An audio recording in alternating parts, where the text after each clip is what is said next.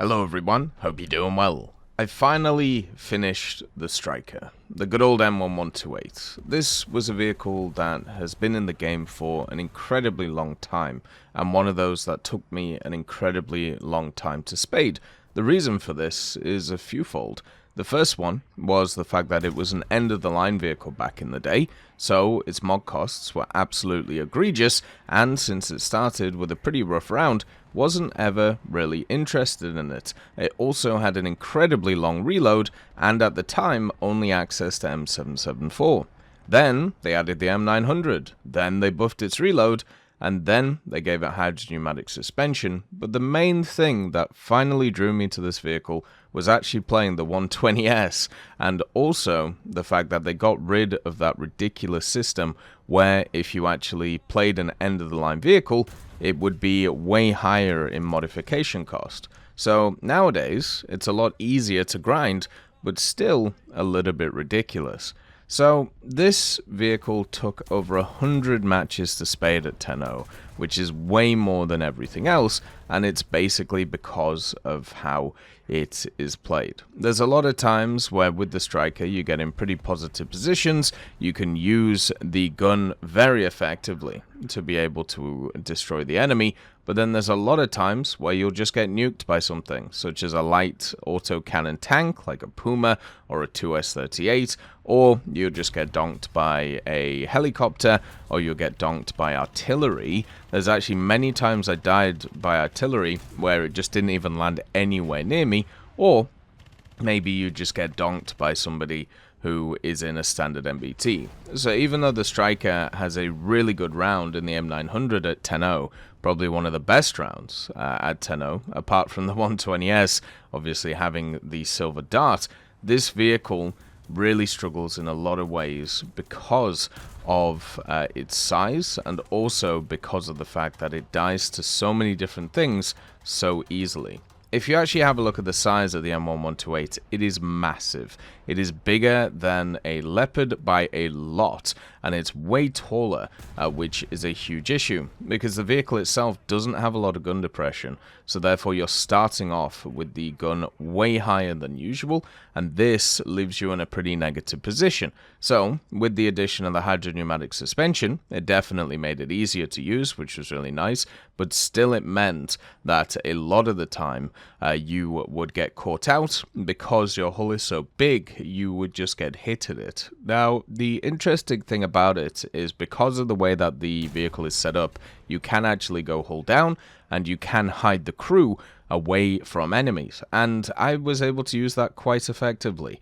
Basically a lot of the time just getting shots off and then having to retreat, not exposing the crew at all behind like a rubble patch or behind a wall or something similar to that.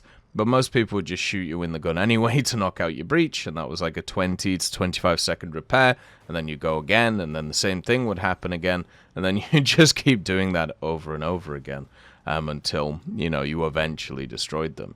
So it was definitely something that was kind of annoying at the time of playing it. Another thing to also mention is the mobility. So the mobility of this vehicle is not good when you start off with it. It's actually very slow. It's nearly 20 tons without the slat armor, and the engine is really not that powerful. So you have to use it as a scout first until you get the M774, which shouldn't take too long since it's a rank 1 modification, but also at the same time, the simple fact is, until you get filters, until you get tires, until you get engines and transmissions, it just takes ages to move the thing around the place. It does not like accelerating until you get those things. And then also on top of that, the reverse gear in this is horrific. You can only go 12.5 kilometers an hour. Now that may seem like, you know, a decent amount, but if you compare it to pretty much anything else at this BR, so the 2S25M, which is a pretty similar vehicle, and the Soviets are known for their bad reverse around this BR, it can go 20 kilometers an hour backwards.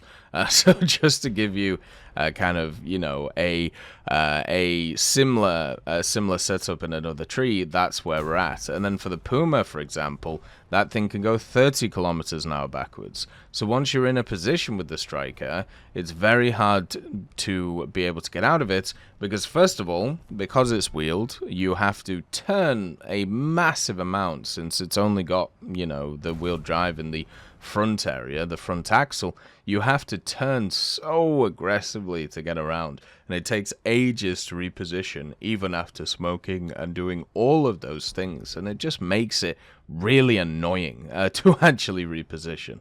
And because you don't have the good reverse, you are just kind of sat there like a lemming. The other thing is the reload. So the reload was buffed quite a long time ago because this vehicle had such a long one. It's at 7.5 seconds now. That is still longer than pretty much everything you'll face. The standard Soviet reload of this BR is 7.1 with the MBTs. For America, it's literally 5.0 nowadays with the Abrams. With stuff like the Germans, which, you know, is the other nation that you see, their reload rate is around 6.0, 7.0. So yeah, if you don't kill with one shot, you are going to find it very hard to get another shot off, which is kind of crazy. So for this vehicle, you have to understand where to shoot vehicles to one-shot them, because if you don't kill in one shot, you are going to have to deal with the round coming at you. And that is not always the easiest thing to do, especially since you're a large target and also have no armor.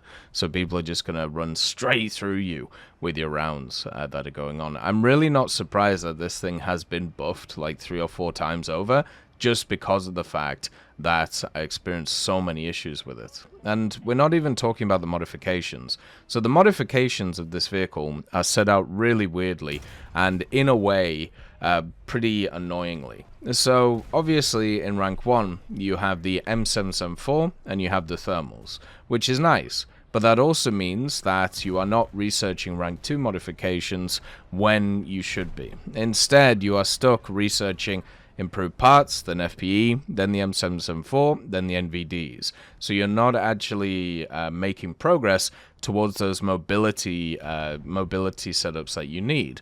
Also, the targeting speed on the gun is a lot weaker than a lot of other nations. For example, the turret rotation speed can get up to 40 degrees if you have it aced. Mine was set at 34 for most of the time, and the vertical gun is 31 degrees. So overall, you know, if you just have a look at those stats, it's pretty good, right? If you compare that to the 2F4, for example, it's basically the same. You know, if anything, it's slightly better than it, which is quite good. But it still feels very janky without those modifications. So then you have to get stuff like the suspension or the brake system or the adjustment of fire, so you can fire, you know, at long range. Then you can start working on stuff like the filters, then the M900, then pretty much all the other rank 4 modifications. The way that this vehicle is set up with modifications, the rank 1 ones are super powerful, the rank 4 ones are really powerful, and everything in between is kind of useful but not great in terms of how it's set up. And the major problem with them is all of these ranks modifications are basically the same cost.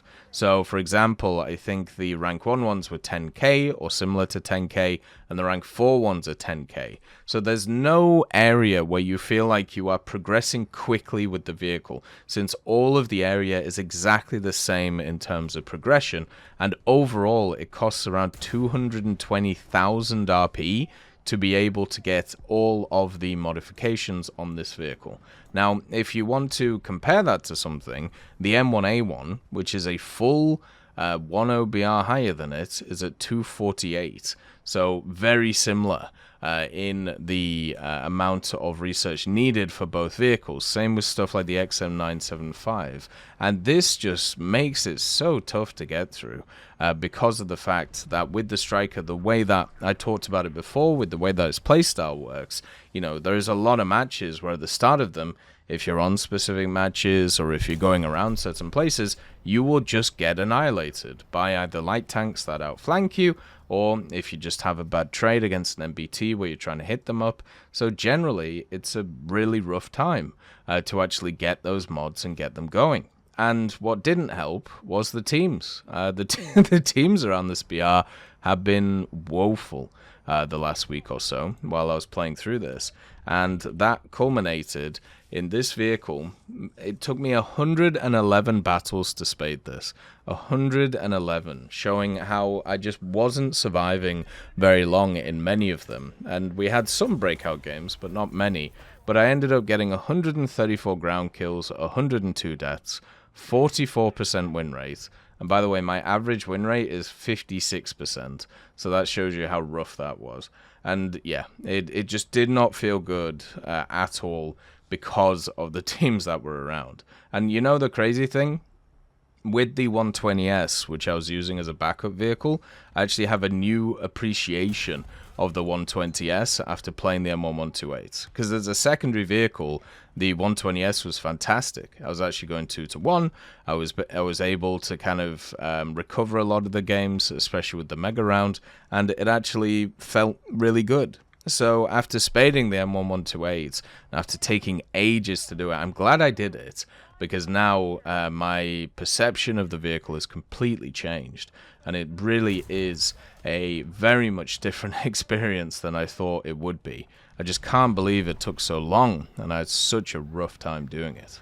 But as always, I hope you have a wonderful day, and I'll see you next time. I'd just like to thank GMG Smiley, CD Beans, Chieftain Mike, EMN3 Galaxy, Tulio Pontecorvo, Brendan Quinn, Carrion Crow, Gus Irenicus, Pyman, Wartinder, Teddy, Daniel Stanton, Martinez, B. Young, Ozzy Panzer, Alan Hacker, Liam Shear, Opium Prime, Lafouche, Sem, Aslan, Uncle Bean, and Derek R. for supporting the channel.